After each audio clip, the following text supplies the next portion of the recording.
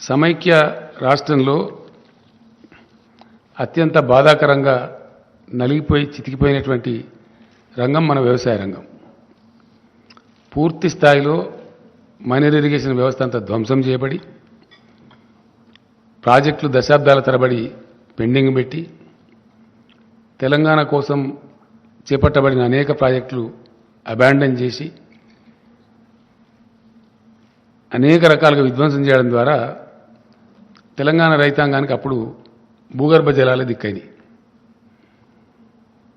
కరువులు కాటకాలు అనేక ఇతరత్ర దీనివల్ల తెలంగాణ గ్రామీణ ముఖ చిత్రం మొత్తం చెల్లాచెదురైపోయి రైతుల ఆత్మహత్యలు కూడా చాలా భయంకరంగా జరిగినాయి. ఆకలి చావులు కూడా చాలా జరిగినాయి. సరే, అనేక దశాబ్దాల పోరాటం తర్వాత సాధించుకోబడ్డ తెలంగాణ రాష్ట్రంలో తెలంగాణ గ్రామీణ ఆర్థిక పరిపుష్టి కోసం చాలా పకడ్బందీ ప్రణాళికతోని టీఆర్ఎస్ ప్రభుత్వం అనేక కార్యక్రమాలు తీసుకున్నది. అందులో భాగంగా వ్యవసాయంలో అద్భుతమైన ఫలితాలు సాధించే దిశగా అనేక ఉద్దీపనలు ఆ రంగానికి ప్రభుత్వం సమకూర్చడం జరిగింది. ఆ ఉద్దీపనలలో భాగంగా గతంలో ఏంటంటే రెండు సమస్యలు బాగా పట్టిపీడించేటి రైతాంగాన్ని. ఒకటి నీళ్ల సమస్య, ప్రాజెక్టులు కాకపోవడం, కాలువల ద్వారా నీళ్లు రాకపోవడం, కరువు కాటకాలు సంభవించడం ఒక భాగం. రెండవ భాగం ఆ ఉన్న కొద్దిపాటి 600 నుంచి 900 ఫీట్ల లోతులోకి వెళ్ళి తీసుకునే భూగర్భ జలాలు కూడా కొద్దిపాటి అందుబాటులో ఉన్నా అవి తీసుకోవడానికి అవసరమైన కరెంటు చాలా అస్తవ్యస్తంగా ఉండి వందలు వేల సంఖ్యలో ప్రతిరోజు మూటలు కాలిపోవడం, తద్వారా రైతులు నష్టపోవడం, ఆ కరెంటు కోతల వల్ల వరి పంటలు ఎండిపోవడం, ఇట్లాంటి అనేక చాలా బాధాకరమైన దృశ్యాలు మనం కళ్ళారా చూసినాం. చాలా పెద్ద, అసలు సమ్మర్ వచ్చిందంటేనే ఒక భయోత్పాతమైన పరిస్థితి. రైతాంగం ఇప్పుడు కూడా అరిచేతిలో ప్రాణం పెట్టుకొని బతికే పరిస్థితులలో చాలా దీనావస్థలో ఉంది. అందువలన వ్యవసాయం చాలా ఘోరాతి ఘోరమైన పరిస్థితికి లోనైంది. దాన్ని తిరిగి పునరుజ్జీవింపజేయడానికి first step was taken by the government was mission Kakatiya. చాలా అద్భుతమైన ఫలితాన్ని ఇచ్చింది అది, చాలా చాలా అద్భుతమైన ఫలితాన్ని. అది సాంకేతికంగా భూగర్భ జలశాఖ, కేంద్ర జలవనరుల శాఖ వాళ్ళ నివేదికల్లో వెల్లడించారు. ఇండియాలో అత్యధికంగా భూగర్భ జలాలు పెంచిన రాష్ట్రం ఏది అంటే తెలంగాణ అని చెప్పడం జరిగింది. దానికి తోడుగా ఎలక్ట్రిసిటీని అద్భుతంగా తయారు చేసి, చాలా చాలా అద్భుతంగా తయారు చేసి క్లీన్ ఎనర్జీ సప్లై చేయడంలో, నాణ్యమైన విద్యుత్తును 24 అవర్స్ అన్ని రంగాలకు అందించడంలో తెలంగాణ గొప్ప విజయం సాధించింది. ఇంకా ఇప్పుడు మనకు రాబోయే రోజులలో యాదాద్రి 4000 మెగావాట్స్, ఎన్టీపీసీ కన్స్ట్రక్ట్ చేసినటువంటి 1600 మెగావాట్లు ఇయర్ 23లో మనకు అందుబాటులో రాబోతా ఉంది. అండ్ ఇంకొక 5600 మెగావాట్స్ ఆఫ్ థర్మల్ పవర్ మనకు నెక్స్ట్ ఇయర్లో, ఇయర్ 23లో, 23 ఎండింగ్ అంటున్నారు వాళ్ళు, కొద్దిగా స్పీడ్ చేయమన్నాం కాబట్టి ఇంకో 5600 మెగావాట్లు కూడా మనకు యాడ్ కాబోతుంది. ఆ రకంగా విద్యుత్ పంపిణీ విధానంలో ఉండేటువంటి ఆ యొక్క అసమతుల విధానాన్ని సమతులం చేసి, అంటే డిస్ప్రపోర్షనేట్ సిస్టమ్ అంతా కూడా ప్రపోర్షనేట్ చేసి చాలా చక్కగా నాణ్యమైన విద్యుత్తు కోతలు లేకుండా, లో వోల్టేజ్ లేకుండా అందించడం వల్ల కూడా గణనీయంగా వ్యవసాయ ఉత్పత్తులు పెరిగిపోయినాయి. చాలా పెద్ద ఎత్తున రైతు, ఆ సీట్ ఏదది, అది విలేకరులకు అయింది కదా,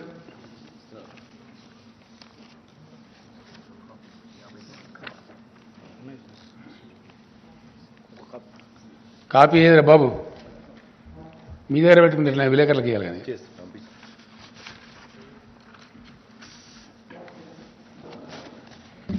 మన కోసం కాదు కదా, వాళ్ళ కన్సంప్షన్ కోసం పెట్టేసి మీరు. సో అట్లా జరిగింది. జరగడం ద్వారా ఏమైంది, చాలా అద్భుతమైనటువంటి వ్యవసాయ విస్తరణ జరిగింది. అద్భుతంగా రైతులు పంటలు పండిస్తున్నారు. గొప్ప పంటలకు ఆలవాలంగా తెలంగాణ తయారైంది. దానిలో ఉన్న పథకాలు నేను చరివిత చరవణం చేయను, కానీ పాసింగ్ రిమార్క్ చెప్పాలా. ఒకటి, ఆన్ గోయింగ్ పెండింగ్ ప్రాజెక్టులను సత్వరం పూర్తి చేయటం. 2, మిషన్ కాకతీయ వార్పుడ్ బేసిస్లో ప్రపంచమే అబ్బురపడే విధంగా ఈవెన్ యుఎన్ఓ కూడా ప్రశంసలు వచ్చినాయి. ఆ రకంగా మిషన్ కాకతీయ కంప్లీట్ కావటం. 3, రీఇంజనీరింగ్ చేసి భారీ ప్రాజెక్టులకు శ్రీకారం చుట్టి అద్భుతంగా world's largest multi stage lift irrigation scheme Kaleshwaram record టైంలో కంప్లీట్ చేయటం, దాని ఫలితాలు కూడా అందుతా ఉన్నాయి. వీటికి తోడుగా గత 3-4 సంవత్సరాలుగా భగవంతుని దయ వల్ల ప్రకృతి కరుణించి అద్భుతమైన వర్షపాతం కూడా దీనికి జోడైంది.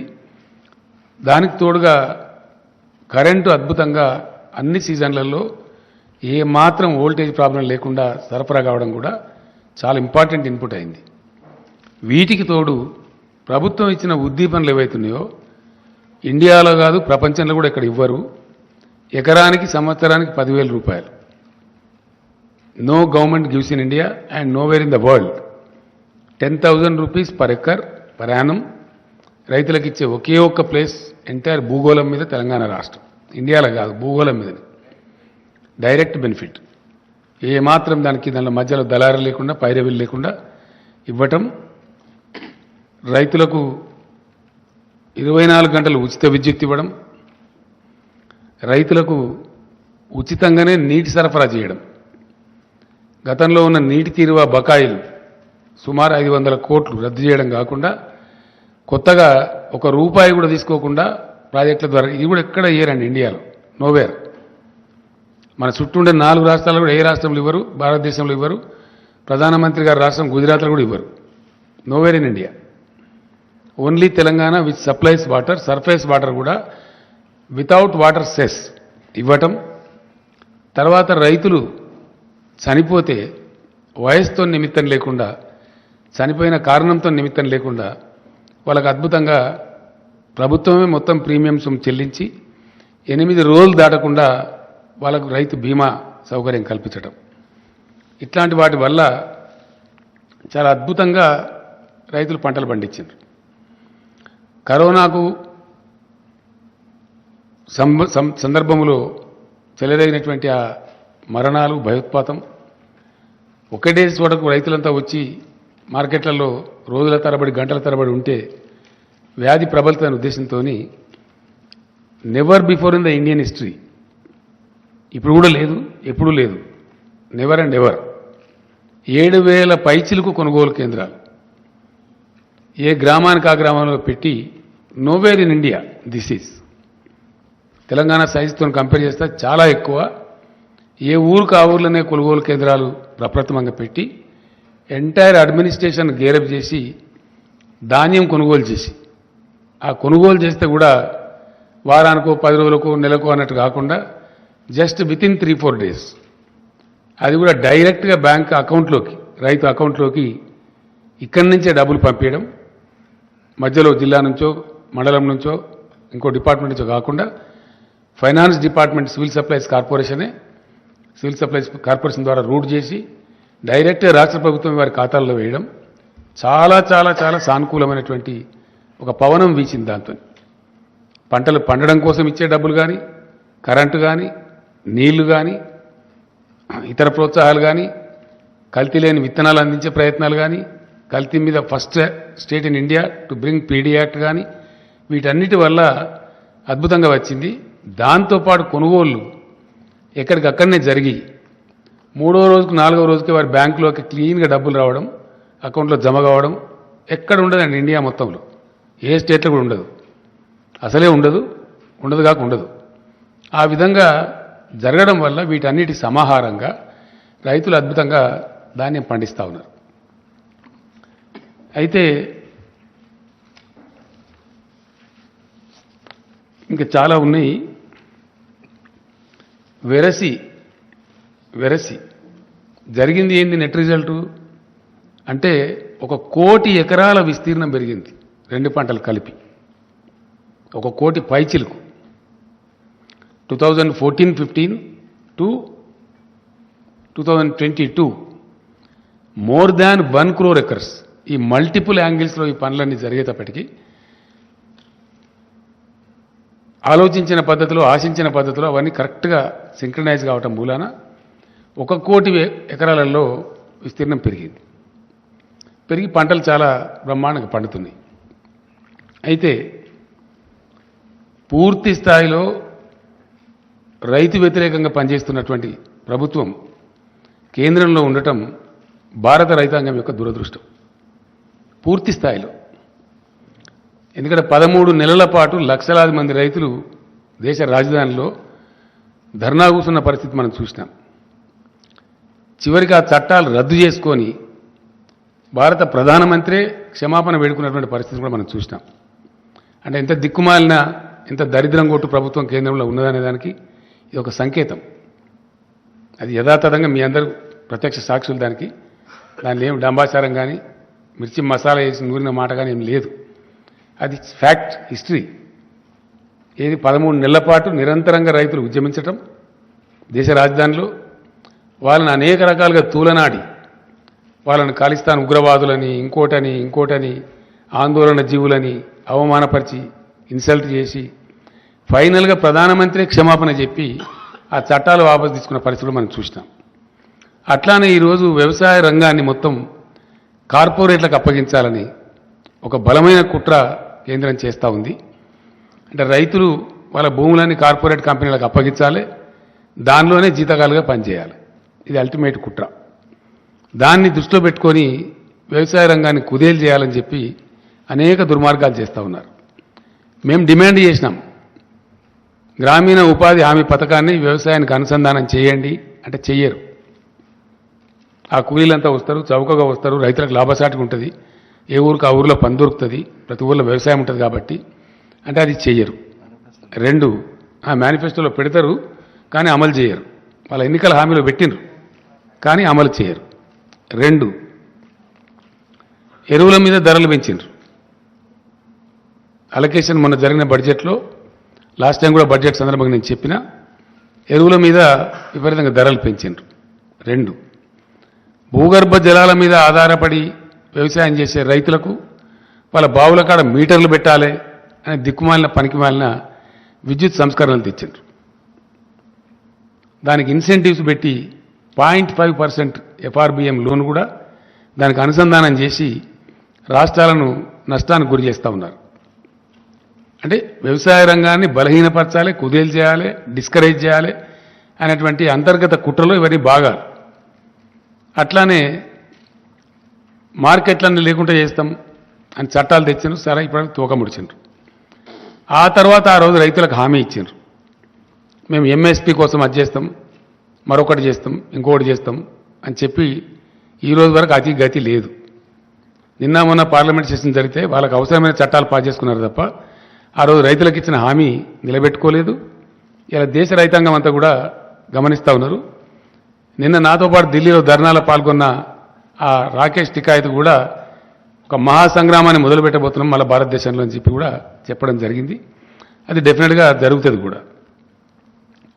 అదే పద్ధతిలో తెలంగాణ పండించినటువంటి ధాన్యం, వరి ధాన్యం విషయంలో చాలా చిక్కిరిబిక్కిరిగా వితండవాదం చేస్తూ పిచ్చి పిచ్చిగా తలా తోకలేని విధంగా కేంద్ర ప్రభుత్వం వ్యవహారం చేసింది. నేను స్వయంగా వెళ్ళినాను, మాట్లాడినాం. రాష్ట్ర మంత్రివర్గం యొక్క 5-6 సభ్యులు వెళ్ళినారు, వాళ్ళు మాట్లాడినారు, లెటర్స్ ఇచ్చినాం, అవన్నీ కూడా చేసినాం. ధాన్యం కొనమంటే దాన్ని కాలుకు పెడితే మెడకు పెట్టి కాలుకు పెట్టడమే కాకుండా అతను చాలా అవమానపరిచి రైతులను మాట్లాడినాడు, రాష్ట్రాన్ని మాట్లాడినాడు. 2 విషయాలు ఏంటంటే, ఎంత చీప్గా, ఎంత తెలివి తక్కువగా ఆ మంత్రికి అసలు మెదడు, జ్ఞానం, బుద్ధి ఏమైనా ఉందా లేదా కూడా అర్థం కాదు. అతను నూకలు తినడం అలవాటు చేయండి మీ రాష్ట్రానికి. మంచి ఫైన్ రైస్ పండించి అద్భుతమైన పంటను దేశానికి అన్నం పెట్టే రైతాంగానికి వాళ్ళు వడ్లు పండించి మంచి బియ్యమే దేశానికి అన్నట్టు వాళ్ళు నూకలు తినన్నట్టు. ఎంత గర్వం అండి, ఎంత అహంకారం. దేశానికి అద్భుతమైన పంట పండించి అన్నం అందించేటువంటి తెలంగాణ ప్రజలను మీరు నూకలు తినండి, నూకలు తినడం అలవాటు చేయండి అని చెప్పడం. ఇంకోటి నేను పోయినప్పుడు ఆయన అన్నాడు, క్యా చమత్కార్ కర్ దియా భాయ్ తెలంగాణ, క్యా చమత్కార్ హో గయా అని ఒకటి. రెండవది ఇంకోటి అతి తెలివి తక్కువగా, అంటే వాళ్ళకి తెలివి తక్కువ ఉండి ఇతరులకు కూడా తెలివి తక్కువ ఉన్నది అనుకుంటారు అన్నట్టు. అది చరిత్ర ఇడ. ఎస్, డెఫినెట్లీ ప్రాబ్లమ్ ఈజ్ వాళ్ళకున్న వీక్నెస్, వాళ్ళకున్న తెలివి తక్కువతనం, వాళ్ళ సోమరిపోతనము, వాళ్ళ పరిపాలన సామర్థ్యం లేని అవివేకము అందరికి కూడా ఉన్నాయని అనుకుంటారు అన్నట్టు. వాళ్ళకి ఆ స్థాయి లేదు. ఇప్పుడు తెలంగాణకు ఉన్న స్థాయి కేంద్రానికి లేదు. లేక పర్ఫార్మ్ చేయలేక, చేతగాక, పరిపాలన చేతగాక వాళ్ళు సాధించలేని గమ్యాలు, లక్ష్యాలు తెలంగాణ సాధిస్తే దాన్ని జీర్ణించుకోలేక క్యా చమత్కారోగా. ఇప్పుడు మీకు ఇచ్చిన షీట్లో ఉన్నది చమత్కారం ఏందో, మీకు ఇచ్చిన షీట్లో క్లియర్గా ఉంది. వీళ్ళు ఎంత అండి, 36 లక్షలు తెలంగాణలో వరి సాగైతే యాసంగిలో ఒక్క పంటలో, మొత్తం దేశంలో సాగైంది ఎంత? ఏ రాష్ట్రంలో సాగైంది ఎంత? మన దానిలో సగం కూడా ఏ రాష్ట్రంలో సాగాలి. అట్లీస్ట్ మన దానిలో 50% కూడా ఏ రాష్ట్రంలో సాధ్యం కాలే. That is what is the Chamatkar of Telangana. ఇది అర్థం కాక, తెలివి లేక చెప్పచ్చు కదా, మాకు శాత కాదు, మేము మేము దద్దమ్మలము, ఏదో గెలిచిన మతం పేరు మీద, మన పేరు మీద గెలిచే అధికారం చేస్తున్నాం, కానీ మాకు శాత కాదని చెప్పచ్చు కదా. అది చెప్పకుండా వాళ్ళ యొక్క అసమర్థతను ఇతరుల మీద నెట్టివేసే విధంగా క్యా చమత్కార్ హోగా అని ఒకటి మాట్లాడతారు. ఏ రాష్ట్రానికి లేని ప్రశ్న తెలంగాణకు ఎందుకు వస్తున్న సమస్య?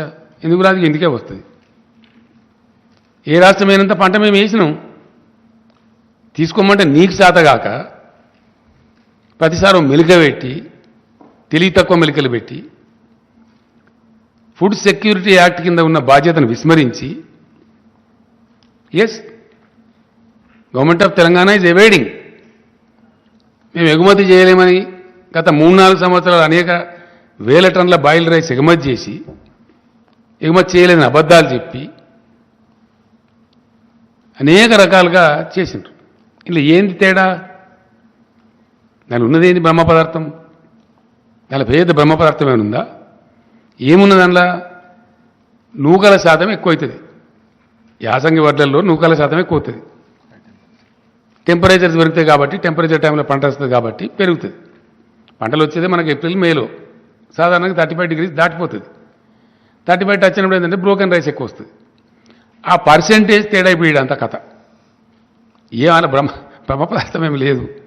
ఏది అదేందో కథ అని అనుకొని తెలివి తక్కువతనంతో ఏందది కథ అంటే ఏందంటే 67 కిలోల బియ్యం వస్తుందండి మామూలు టైంలో పడితే. దానిలో సగం ఇప్పుడు వస్తుంది. 100 కిలోల వడ్లు పట్టినట్టయితే అదే వర్షాకాలంలో వడ్లకేమో 67 కిలోల బియ్యం వస్తుంది. యాసంగి ధాన్యానికి ఏమొస్తుంది? 34-35 కిలోలు వస్తుంది. ఆ రాణి శాతం ఏదైతే ఉందో అది తేడా వస్తుంది. ఆ డబ్బు కేంద్రం భరించాలా? వాస్తవానికి ఎందుకు భరించాలా? దేనికోసం భరించాలా అంటే భారతదేశం యొక్క ఆహార భద్రత రాజ్యాంగ విహితంగా, రాజ్యాంగబద్ధంగా కేంద్ర ప్రభుత్వానికి అప్పచెప్పబడ్డది. కాబట్టి ఆ ఆహార భద్రత కాపాడేటప్పుడు ఆహార నిల్వలు పెట్టాలి దేశంలో. చాలా సింపుల్ విషయం ఇది. దీనిలో ఏదో పెద్ద బ్రహ్మ పదార్థం లేదు. ఆ బాధ్యత ఉంది కాబట్టే దానిలో నుంచి ఉద్భవించిందే ఫుడ్ కార్పొరేషన్ ఆఫ్ ఇండియా. ఆ ఫుడ్ కార్పొరేషన్ ఆఫ్ ఇండియా దగ్గర లక్షల కోట్ల టన్నులు స్టోర్ చేసి ఉంచేటువంటి సామర్థ్యం ఉంటుంది, శక్తి ఉంటుంది. ఇతర ఏ రాష్ట్రానికి కూడా ఆ స్టోర్ చేసే శక్తి సామర్థ్యాలు ఉండవు. టెంపరీ ట్రాన్సిట్ స్టోరేజ్ సామర్థ్యం ఉంటుంది తప్ప శాశ్వతంగా ఉండదు. కాబట్టి ఫుడ్ కార్పొరేషన్ ఆఫ్ ఇండియా ఈ పంటలు తీసుకొని దాన్ని మళ్ళీ వితరణ చేసే సందర్భంలో కొద్దిపాటి లాస్ వస్తే వస్తుంది, ఒక 5,000 కోట్లు 10,000 కోట్లు వస్తుంది, దాన్ని భరించాలి. కొన్ని సందర్భాల్లో ప్రపంచంలో కరువు వచ్చినప్పుడు ఎక్స్పోర్ట్ చేస్తే లాభం కూడా వస్తుంది. కొన్నిసార్లు లాభం వస్తుంది, కొన్నిసార్లు నష్టం వస్తుంది. అది మేము భరించలేము అని చెప్పలేక భరించరు. ఎందుకంటే దానిలో సీక్రెట్ ఉంది. సీక్రెట్ ఏంది? తెలివి తక్కువ ప్రభుత్వం కేంద్రంలో ఉన్నది. ఇప్పుడు ఏం ఎంత తెలివి తక్కువ, ఎంత దుర్మార్గమైన, ఎంత హీనమైన, నీచమైన ప్రచారాలు చేస్తారండి. ట్యాక్సేషన్లో 2 భాగాలు ఉంటాయి, కేంద్ర పన్నులు, రాష్ట్ర పన్నులు. డెఫినెట్గా కేంద్రం ఈ పనులు వసూలు చేయాలా, రాష్ట్రాలకు ఈ పనులు వసూలు చేసుకోవాలని ఉంటుంది. దానిలో ఇప్పుడు పెట్రోల్ డీజిల్ మీద రాష్ట్రానికి కూడా కొంత ఉంటుంది, వ్యాట్ వేసుకునే అవకాశం ఉంటుంది. మేము వచ్చిన కాడ నుంచి గవర్నమెంట్ మేము పెంచలేదు, అది దించలేదు, ఆ వ్యాట్ ఉన్నంతనే ఉన్నది. 2015లో ఒకసారి అది జీరోలలో ఏదో ఉంటే దాన్ని రౌండ్ ఫిగర్ చేసినాం, జస్ట్ జీరోలలో ఉండేది, అంటే 60 పైసలు 30 పైసలు ఉంటే దాన్ని ₹1 చేసినాం. రౌండ్ ఫిగర్ చేస్తే కలెక్షన్ ఈజీ ఉంటుంది, ఇచ్చే వాళ్ళకైనా తీసుకునే వాళ్ళకైనా. అంతకుమించి తెలంగాణ వచ్చిన కానీ తెలంగాణ చరిత్రలో పెట్రోల్ మీద డీజిల్ మీద మేము పైసా పెంచలేదు, యాజ్ ఇట్ ఈజ్ ఉన్నాయి రేట్లు, స్టేట్ ట్యాక్స్. కానీ సెంటరు రోజుకు రూపాయి, రోజుకు బారాన, రోజుకు ₹1 పెంచి దానికి ఏం ప్రచారం చేస్తారండి? స్టేట్ ట్యాక్స్ తగ్గిస్తానన్నాడు. మరి నువ్వెందుకు పెంచాలా? నువ్వు దేనికోసం పెంచుతున్నావు నాకు అర్థం కాదు. స్టేట్ ట్యాక్స్ తగ్గించాలని నువ్వు చెప్తున్నావు, నువ్వు పెంచాలా మేము తగ్గించానా? అంటే నీ జేబు నిండాలి, మా జేబు ఖాళీ కావాలి. దీని ఎన్నుకున్న ఫిలాసఫీ ఏంటండి? భారతీయ జనతా పార్టీ ఆర్ఎస్ఎస్ వాళ్ళ యొక్క ఫిలాసఫీ ఏంటంటే బలమైన కేంద్రం, బలహీనమైన రాష్ట్రాలు. వీళ్ళు ఆర్థికంగా దివాలా తీయాలి, రాష్ట్రాలు చిప్పబట్టుకొని నిలబడాలి లైన్లా, వాళ్ళ చెప్పు చేతలలో ఉండాలి. అంటే ఇది ఫెడరల్ సమాఖ్యకు పూర్తి విరుద్ధమైనటువంటి, టోటల్ అగెనిస్ట్ ఉండేటువంటి ఒక దిక్కుమాలిన సిద్ధాంతం. ప్రజాస్వామ్యం యొక్క పరిణతి, మెచ్యూరిటీ ఆఫ్ డెమోక్రసీ, ప్రజాస్వామ్య పరిణతి పెరిగిన దేశాలలో సెంటర్ నుంచి పవర్స్ డెవల్యూట్ అవుతాయి రాష్ట్రాలకు, రాష్ట్రాల నుంచి లోకల్ బాడీస్కు ట్రాన్స్ఫర్ అవుతాయి. అది టైర్ విధానం. అధికారాలను రాష్ట్రాలకు ఇవ్వాల్సింది పోయి కాంకరెంట్ లిస్టు పేరు మీద మొత్తం రాష్ట్రాల అధికారాలు కబలిస్తూ బలమైన కేంద్రం, బలహీనమైన రాష్ట్రాలు అనే ఒక సిగ్గుమాలిన సిద్ధాంతం పట్టుకొని పనికిమాలిన యాంటీ ఫెడరల్ సిద్ధాంతం చుట్టూ వేలాడుతూ కొనసాగించే దుష్ప్రచారం ఏంది? స్టేట్ ట్యాక్స్ తగ్గించమనండి, పెట్రోల్ రేట్లు తగ్గుతాయి. మరి నువ్వెందుకు వేస్తున్నావు? ఒకవేళ భారత ప్రభుత్వం యొక్క నీతి సామాన్య ప్రజలకు తక్కువ ధరలకే పెట్రోల్ డీజిల్ అందించాలని అయితే పెంచద్దు కదా. నువ్వు పెంచి రాష్ట్రాన్ని తగ్గించమని ఎట్లా అంటావు? నీకు ఏ నోరుతోనంటావు? నీ నోరా మోరా? What it is? నువ్వు పెంచకుండా ఉండి నువ్వు తగ్గించమంటే నువ్వు గొప్ప నువ్వు అవుతావు. నేను పెంచుతా, నువ్వు తగ్గియాల. ఇది నీతా? ఇటువంటి సిద్ధాంతంతో ఫుడ్ సెక్యూరిటీ బాధ్యత మీ మీద ఉండంగా కూడా దాని నుంచి తప్పించుకుంటూ, దాని నుంచి పారిపోతూ, వెన్ను చూపుతూ చేసే అరాకిరి ఏందండి? కిరికిరేంటి? ఏమవుతుంది ఇప్పుడు? ఏదైతే 30% నూకలు వస్తాయో, 32%, 67 సగం వస్తాయి కదా, దాని మీద వచ్చే నష్టం భరించాలి ఆ గ్యాప్. దానికి ఇంత గగ్గోలు పెట్టి గందరగోళం ఎత్తి కేంద్ర మంత్రులు ఎల్లయ్య మల్లయ్య, వాడోడో చెప్ప, వీడోడో రాను, ఇదా? ఇది ఒక గింత పెద్ద దేశాన్ని పరిపాలించే ప్రభుత్వం యొక్క నీతి? భారత రైతుల ఏడలు అవలంబించాల్సిన పద్ధతి ఇది. దీనికోసం మోరిల్లాగా నోర్లు పెట్టుకొని పచ్చి అబద్ధాలు మాట్లాడుతున్నామని తెలిసి ఆత్మవంచన చేసుకొని ఇన్ని అరుపులు, పెడబొబ్బలు, ఇన్ని కథల? ఎస్, యాజ్ ఎ స్టేట్ నీ బాధ్యతను గుర్తు చేయడం మా కర్తవ్యం. It is the duty of the government of India to maintain the buffer stocks in the interest of the food security of the country, which you are forgetting, which you are escaping, which you are running away. అది గుర్తు చేయడానికి as a స్టేట్గా మేము గడబడి చేస్తాం కదా, demand చేస్తాం కదా, అడిగినాం. Final నిన్న ఢిల్లీలో పోయి కూడా ఎక్స్పోజ్ చేసినాం. భారత ప్రజల ముందు ఈ ప్రస్తుత భారత ప్రభుత్వాన్ని దోషిగా నిలబెట్టాలి. ఎస్, కాబట్టి ఆ ప్రయత్నం కోసం ఢిల్లీ పోయి కూడా నిన్న సఫిషియెంట్గా ఎక్స్పోజ్ చేసినాం 100%. అక్కడనే నేను నా ఉపన్యాసంలో కూడా చెప్పిన, నేను అడిగిన అక్కడ స్టేట్గా सीरियस क्वेश्चन अड़िना నేను एक राज्य का छोटा सा डिफरेंस में दान खरीदने के लिए, तेलंगाना दान खरीदने के लिए क्या इतना बड़ा केंद्र सरकार के पास धन नहीं है या प्रधानमंत्री जी का मन नहीं है? ఏం లేదు, मन नहीं है. పెద్ద పెద్ద బడా బడా ఘరానా డకెయిట్ గాళ్ళు వేల కోట్లు ముంచుతారు ఒక్కొక్క బ్యాంకును. వాళ్ళని కాపాడుతుంది ప్రభుత్వం. నరేంద్ర మోడీ గారి ఘనత వహించిన ప్రభుత్వంలో అత్యధికంగా సాధించిన ప్రగతి ఏంటంటే బ్యాంకు దివాళాలు తీయించడం, వాళ్ళు సేఫ్గా పోయి లండన్లో ఉండడం. వాళ్ళని అరెస్ట్ చేయడానికి పోతే ఇదే కేంద్ర ప్రభుత్వ పెద్దలు ఫోన్లు చేసి వాళ్ళని వాపసు పిలిపియడం. అవన్నీ ఉన్నాయి, డాక్యుమెంట్స్ వచ్చినాయి, ప్రూఫ్స్ ఉన్నాయి. త్వరలోనే వీళ్ళ మొత్తం పాపాల పుట్ట బయట పెట్టబోతాం. ఎస్, ఏవైతే లండన్లో మంచిగా పిక్నిక్లు ఉన్నారో వీళ్ళ మిత్రులు, ఈ కార్పొరేట్ గద్దలు, వాళ్ళని అరెస్ట్ చేయడానికి సిబిఐ అధికారులు పోతే వాళ్ళని వాపసు పిలిపించారు. పిలిపించిన పేర్లు అవన్నీ ఉన్నాయి, త్వరలోనే బయట పెడతాం డాక్యుమెంట్స్.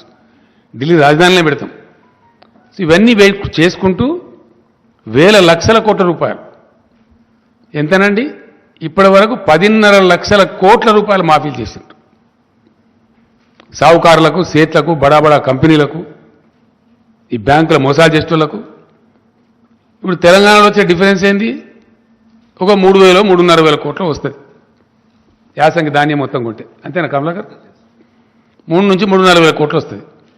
ఒక 3,500 కోట్లు 60 లక్షల మంది రైతులకు సంబంధించి, ఒక రాష్ట్రానికి సంబంధించి భరించలేని కేంద్రం ఒకడే దొంగ 21,000 కోట్లు మోసం చేస్తాడు, ఒకడు 18,000 కోట్లు చేస్తాడు. వాళ్ళని మాత్రం ఏమన్నది నిక్షేపంగా ఉంటుంది. ఒక అదానీ గ్రూప్కి ఈ మధ్య 12,000 కోట్లు మాఫీ చేశారు. ఈ మధ్యన పేపర్లోనే వచ్చింది, మీరే రాసిన వార్తలు. అది చేతనవుతుంది కానీ ఈ రైతుల కోసం ఒక 1,500 2,000 కోట్లు 3,000 కోట్లు పెట్టుమంటే అది చేత కాదు. దానికి వీరంగాలెత్తుడు, అరుపులు, పెడబొబ్బలు, కుట్రలు, అరాకిరి మాటలు, పనికిమాలిన దిక్కుమాలిన ఆరోపణలు, క్యా చమత్కారోగానుడు, రీసైక్లింగ్ చేస్తున్నారు అనుడు. రీసైక్లింగ్ చేస్తుందా గవర్నమెంట్? ఎక్కడ చేస్తారా? సాధ్యమే పనేనా? మాకేం పని లేదా? ఓ కేంద్ర మంత్రి మాట్లాడతారా ఈ మాట? ఇంత పెద్ద భారతదేశం యొక్క మంత్రి అంటే ఎంత నీచంగా, నికృష్టంగా రైతాంగం పట్ల, దేశ ప్రజల పట్ల ఎంత బాధ్యతారహితంగా కేంద్రం ఉన్నదనే దానికి ఇది ఒక సంకేతం. సో ఏ విధంగా ఉన్నది, ఎన్ని రకాలుగా ఉన్నది, ఎంత బహుముఖీనంగా ఉన్నది, వీళ్ళ యొక్క దుర్మార్గమైనటువంటి రైతు వ్యతిరేక విధానం అనేది ఎక్స్పోజ్ చేయాలని చెప్పి మేము సఫిషియెంట్గా చేసినాం. డెఫినెట్గా నేను ఢిల్లీలో నా స్పీచ్లో నేను చెప్పిన, మీరు ఈయనంత మాత్రాన హమారే కిసానోं को हम गंगा में नहीं डूब देंगे, మేము ఎట్లా కాపాడుకుంటాం, మీకు ఎట్లా తెలియలేదు, మేము కాపాడుకుంటాం, మాకు ఆ ధైర్యం ఉంది, అవసరం వస్తే ఒక పూట ఉపాసం ఇంకొక ఖర్చు తక్కువ చేసుకుంటాం అని కూడా చెప్పిన నేను. దాని ప్రకారంగానే ఈరోజు క్యాబినెట్లో సాకల్యంగా విషయాన్ని చర్చించినాం. రైతాంగానికి మేము చెప్పినాం ఏమని, వెయ్యకండి, దుర్మార్గమైన కేంద్రం ఉంది, చక్కదనం లేదు వీళ్ళది, వీళ్ళ వ్యవహారం సరిగా లేదు, కేంద్రంలో ఒక విధవ పనికిమాలిన గవర్నమెంట్ ఉంది, కాబట్టి మీరు ఇతర పంటలు వేసుకోండి అని చెప్పినాం. చెప్తే పాపం చాలా వరకు 20 లక్షల వ్యవసాయం తగ్గిపోయిందండి.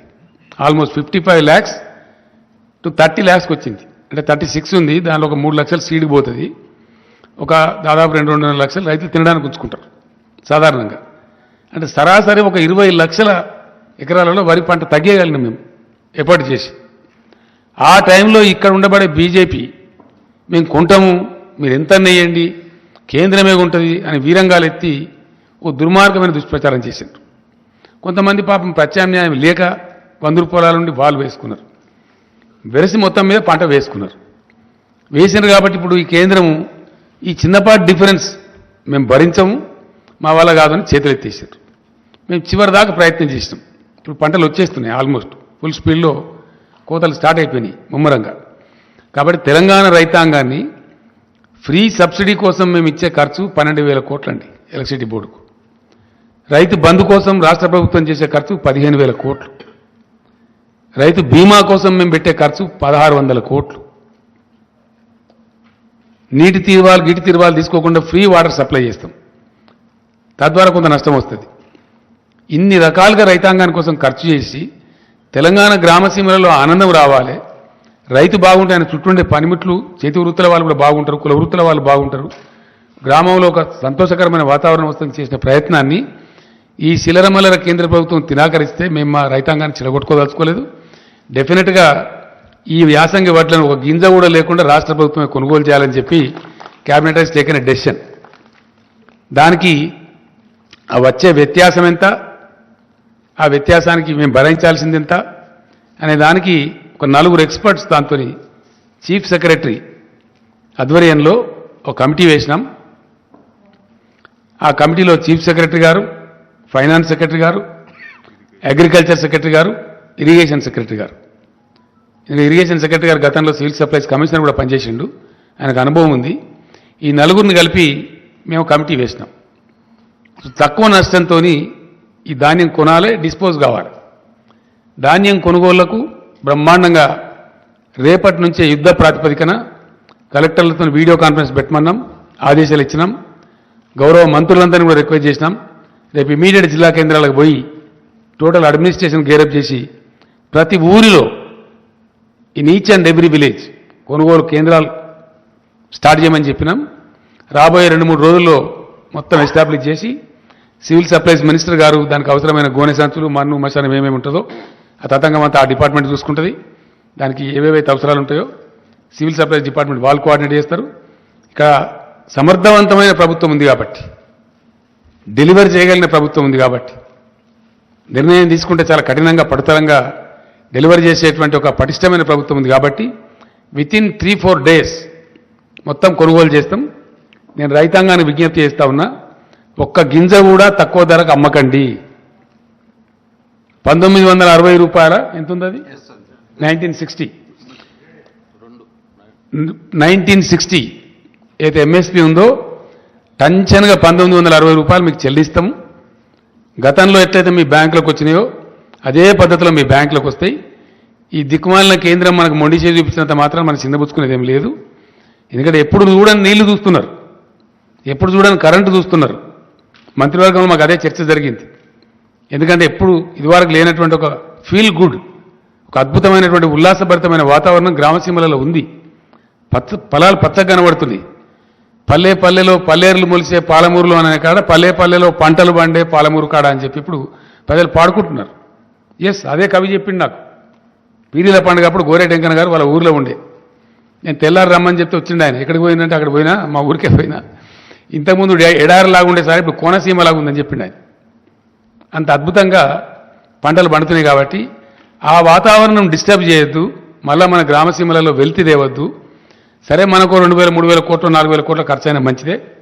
రైతాంగాన్ని చిన్నబుచ్చొద్దని చెప్పి ప్యూర్లీ రైతుల యొక్క ఇంట్రెస్ట్లో ఈ కొనుగోలు చేయాలని నిర్ణయించినాం. కాబట్టి రైతులు ఎవ్వరు కూడా ధాన్యం తక్కువ ధరకు అమ్మకండి. No distress sale. ప్రతి గింజ ప్రభుత్వం కొంటది, ఒకరోజు వెనుకనో ముందో. కాబట్టి దాన్ని చేయాలని చెప్పి కోరుతున్నాను నేను. మీరు తక్కువ ధరకు అమ్ముకోవద్దు. దాని తర్వాత రెండవ విషయం ఏంటంటే, తెలంగాణ రాష్ట్రం తరఫున నేను మొన్ననే చెప్పిన, తప్పకుండా నిన్న మొన్న నాకుండే చిన్న ఆరోగ్య సమస్య వల్ల ఢిల్లీలో దాదాపు 8 రోజులు గడిపిన నేను. చాలామంది మిత్రులు కలిసిండ్రు, చాలామంది ఎకానమిస్టులు కలిసిండ్రు, రాజకీయ నాయకులు కూడా కలిసిండ్రు. కొందరు ఫోన్లో మాట్లాడిన, కొందరు కలిసిండ్రు. రకరకాలు జరిగింది. భారత మేధోవర్గం మొత్తం ఆలోచిస్తూ ఉంది. అలా భారతదేశాన్ని ఇప్పుడున్న ప్రభుత్వం, అధికార పార్టీ బీజేపీ ఒక దుర్మార్గమైనటువంటి, అనారోగ్యకరమైనటువంటి, అనాలోచితమైన విధానంలో వాళ్ళ సంకుచిత రాజకీయాల కోసం మతోన్మాదాన్ని పెట్టరేగేటువంటి ప్రయత్నం చేస్తూ ఉన్నారు. అన్ని రకాలుగా దేశాన్ని దెబ్బతీసిండ్రు. జీడీపీ మొత్తం నాశనం అయిపోయింది. ఎకానమీ చెల్లాచెదురైంది. నిరుద్యోగ సమస్య పెరిగింది. ఆరోగ్య సమస్యలు పెరిగినాయి. పరిశ్రమలు మూతపడుతున్నాయి. అన్ఎంప్లాయ్మెంట్ పెరిగిపోయింది. హంగర్ ఇండెక్స్లో కూడా క్షీణించిపోయింది. ఇబ్బడి ముబ్బడిగా విపరీతమైన సెస్సుల రూపంలో ప్రభుత్వం ట్యాక్సులు, పన్నులు విధిస్తూ ఉంది. నిత్యావసరాల ధరలు పెంచుతూ ఉంది. సామాన్య ప్రజలు నడ్డి విరుస్తూ ఉంది. లెక్క లేకుండా అలక్ష్యంగా అన్ని పెంచడం, వాళ్ళకు ఒక అహంకారం తలకెక్కింది బాగా. నిశ, అధికార నిశ. ఏంది, మేమన్నీ చేస్తాం, ఏదైనా రాగానే ఒకటి లో కాశ్మీరీ ఫైల్స్, లో పుల్వామా, లో తోక, లో తొండెం అని ఆ మత గజ్జికి సంబంధించినటువంటి ఒక చిల్లర షార్ట్కట్ మెథడ్లో ప్రజలను అప్పటికప్పుడు ఉద్వేగపరచడం, 10 ఓట్లు సంపాదించుకోవడం జరుగుతూ ఉంది. నిన్న శ్రీరామనవమి పండుగ జరిగింది. శ్రీరామనవమి పండుగ భారతదేశమంతా జరుపుతారు. ప్రతి గ్రామంలో జరుపుతారు, ప్రతి ఇంట్లో జరుపుతారు, అందరు పూజ చేసుకుంటారు. శ్రీరామనవమి నాడు ఇప్పుడు ఎన్నికలు రాబోయే రాష్ట్రాలలో ఏం జరుగుతూ ఉంది, ఎన్నికలు లేని రాష్ట్రాలలో ఏం జరుగుతూ ఉంది.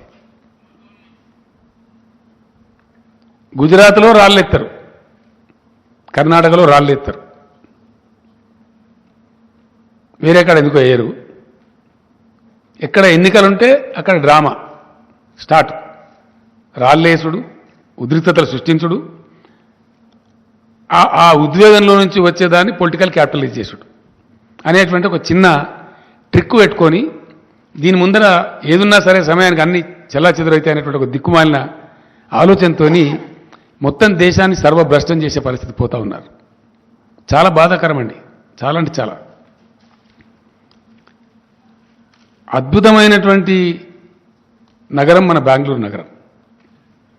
అనేక ప్రభుత్వాల యొక్క కృషి ఫలితంగా అది సిలికాన్ వ్యాలీ ఆఫ్ ఇండియా అయింది. 30 లక్షల మందికి డైరెక్ట్గా ప్రత్యక్షంగా ఐటీ ఉద్యోగాలు దొరుకుతాయి. మరో 30 లక్షల మందికి ఆల్మోస్ట్ ఇండైరెక్ట్ ఉద్యోగాలు దొరుకుతాయి. అంత అద్భుతమైనటువంటి రాష్ట్రంలో చాలా అయిందా time? Just 2 minutes, 5 to 7. Yeah, ఆ రకంగా ఉన్నటువంటి రాష్ట్రంలో 6 రకాల నిషేధాలు ప్రభుత్వం ఉత్తర్వులు ఇస్తారండి. హిజాబు నిషేధము, హలాల్ మాంసం నిషేధము, ముస్లింలు నడిపే వాహనాలు ఎక్కద్దు, ముస్లింల షాపులలో ఖరీదు చేయొద్దు, ఇంకేదో దిక్కుమాలి అన్ని పనికిమాలి. దీని బ్యాక్లాష్ ఏముంటుందండి? మొన్న కువైట్ దేశంలో 11 మంది పార్లమెంట్ సభ్యులు ఆ ప్రభుత్వానికి రాసిండ్రు, కిక్అవుట్. అక్కడ ఆ దేశంలో వ్యవహారం బాగాలేదు, వాళ్ళు మన దగ్గర ఉంటే కూడా దుర్మార్గంగా ఉంటుంది, వీళ్ళని ఎలగొట్టండి అని చెప్పి మాట్లాడుతున్నారు. అట్లా దాదాపు దేశం నుంచి 13 కోట్ల మంది ప్రజలు వివిధ దేశాలలో బ్రతుకుతున్నారు. అనేక ఉద్యోగాలు, చిన్న చిన్న వ్యాపారాలు ఏదో చేసుకొని బ్రతుకుతున్నారు. ఒకవేళ ప్రపంచం వాళ్ళందరినీ తరిమేస్తే ఈ భారతీయ జనతా పార్టీ వాళ్ళని పోషిస్తుందా? వాళ్ళకి ఇండియాలో ఉద్యోగాలు ఇస్తారా? ఏం జరగబోతుంది? ఉన్న పరిశ్రమలు మూతపడితే ఇలా పరిశ్రమలో పనిచేసే కార్మికుల గత్యం కావాలా? ఉన్న ఐటీ పరిశ్రమ బిస్తర్ కడితే ఐటీ ఉద్యోగుల గత్యం కావాలా? పెట్టుబడిదారులు విముఖత చూపితే, పెట్టుబడుల వెలువ రాకపోతే, కొత్త ఉద్యోగాల కల్పన జరగకపోతే ఈ నిరుద్యోగ యువత యొక్క ఆశలను నెట్టిపోవాలా? దేశం చిన్నాభిన్నమైతే మళ్ళీ సంభాళించుకోవడానికి కనీసం 100 సంవత్సరాలు పడుతుందండి. ఈ చిన్న మతపిచ్చితోని, చిన్న ఉద్వేగాలతోని, అప్పటికప్పుడు కలిగే తాత్కాలిక రాక్షస ఆనందంతో దేశం కోల్పోయేది చాలా ఎక్కువ. దేశం అతి భారీ మూల్యం చెల్లించక తప్పదు. ఎస్, ఇది చరిత్ర చెప్పిన సాక్ష్యం. ఎన్నో ఘటనలు ఉన్నాయి. కాబట్టి ఈ ఉన్మాదుల చేతిలో పడి దేశ యువత, దేశ మేధావులు కొట్టుకొని పోతే 100 సంవత్సరాలు భారతదేశం వెనుకపోతుంది. 100 సంవత్సరాలు, ఒక century. Country is going to lose a century which is disastrous, which is unwanted, undesirable. కాబట్టి దేశ ప్రజలు, ఈ ఉన్మాదులు, ఈ దుర్మార్గులు చేసేటువంటి ఈ కుటిలమైనటువంటి, కుచితమైనటువంటి విషయాలు వాళ్ళు గ్రహించి తప్పకుండా తమను తాము రక్షించుకునే దిశగా భారతదేశం కదలాలి. ఇది బుద్ధిజీవుల దేశం. డెఫినెట్లీ నేను బలంగా నమ్ముతాను, ఇండియా రియాక్ట్స్. ఇండియా బుద్ధు దేశం కాదు, బుద్ధిజీవుల దేశం. యాజ్ అండ్ వెన్ గివెన్ తప్పకుండా భారత ప్రజ తిప్పి కొడుతుంది, గిల్లి పడేస్తుంది. మేమేదో ఇవాళ ఉన్నామని అహంకారపూరిత మాటలు మాట్లాడి రాష్ట్రాల నుంచి వచ్చే మంత్రులను, రాష్ట్ర ప్రభుత్వాలను అరాకిరిగా మాట్లాడి, ఇష్టం వచ్చిన కథలు మాట్లాడి మేము నడిపించగలుగుతాం అనుకుంటే హిట్లర్లు, ముస్సోలినీలు, నెపోలియన్లే పోయిన చరిత్రలో. అంతకన్నా గొప్పలు కాదు వీళ్ళు. అందుకు సంబంధించి తప్పకుండా తెలంగాణ రాష్ట్రం నుంచి భారతదేశాన్ని చైతన్యపరచడంలో, దక్షిణ భారతదేశాన్ని చైతన్యపరచడంలో ఏదైతే నేను ప్రముఖ పాత్ర వహిస్తాను చెప్పినో తప్పకుండా ఆ పోరాటాన్ని బాగా ఇంటెన్సిఫై చేస్తాం. ఎస్, నేను నాకు రైతు నాయకులు ఇక్కడ కలిసినరు, మాట్లాడినరు. భారతదేశానికి ఇవాళ భారతదేశ రైతులు ఇప్పటికే సతమతమవుతా ఉన్నారు, ఒక పర్ఫెక్ట్ పాలసీ లేక. ఆ రైతాంగానికి దిక్కు దివాణం లేకుండా అయిపోయింది. వాళ్ళని బికారులుగా చూస్తూ ఉంది ఈ ప్రభుత్వం, గతి లేని వాళ్ళుగా చూస్తూ ఉంది. ఏం చేస్తారు మమ్మల్ని అని అనుకుంటా ఉంది. ఏం చేసినారు? మీ మెడలే వంచి ప్రధానమంత్రితోనే క్షమాపణ చెప్పించారు. అది మర్చిపోవద్దు, జాగ్రత్త. ఇండియా రాజ్యాంగపరమైన రక్షణలు ఇస్తూ మినిమం సపోర్ట్ ప్రైజ్కు రాజ్యాంగ రక్షణ ఇస్తూ రైతుకు ఇంటిగ్రేటెడ్ న్యూ అగ్రికల్చర్ పాలసీ రావాలి ఈ భారతదేశంలో. ఒక integrated new agriculture policy of India రావాల్సిన అవసరం ఉంది. డెఫినెట్గా దాన్ని నేను పిలుస్తున్న ఎకానమిస్టులను కూడా చాలా మందిని, అశోక్ గులాటి గారు కూడా వస్తామన్నారు, దాన్ని మొత్తం ఆ రైతు నాయకులు కూడా వస్తామన్నారు. త్వరలోనే హైదరాబాద్లో మొత్తం భారత రైతాంగానికి సంబంధించిన అన్ని రాష్ట్రాల రైతు ప్రతినిధులను, ఢిల్లీలో ఉద్యమం నిర్వహించిన రైతు సంఘాలను హైదరాబాద్కే పిలిపించి ఇక్కడ వర్క్షాప్ పెట్టి ఆ పాలసీ ఇక్కడ డిక్లేర్ చేస్తాం. గవర్నమెంట్ ఆఫ్ ఇండియా దానికి కర్మ బాగుంటే అడాప్ట్ చేస్తారు, అడాప్ట్ చేయకపోతే వీళ్ళని పక్కకు జరిపి భారత రైతాంగమే గిల్లిపారేసి ప్రత్యామ్నాయ ప్రభుత్వం తెచ్చుకుంటారు. మంచి ఆనందపూర్వకమైనటువంటి న్యూ అగ్రికల్చర్ పాలసీ ఆఫ్ ఇండియాను ఇంప్లిమెంట్ చేసుకుంటారు. అప్పుడు కలకలలాడే భారతదేశం ఉంటుంది, ఇట్లా వెలవెలవే భారతదేశం ఉండదు, రైతులు బికారులు ఉండే భారతదేశం ఉండదు, రైతులు ఇంత హీనంగా చూడబడే భారతదేశం ఉండదు. దానికోసం కూడా భగవంతుడు నాకు ఇచ్చిన సర్వశక్తులు దారబోసి ప్రయత్నం చేస్తాం, ఆ విధంగా ముందుకు పోతాం. Thank you. No more questions today because నాకు సీజే గారితో అపాయింట్మెంట్ ఉంది. Will meet tomorrow or day after. Thank you.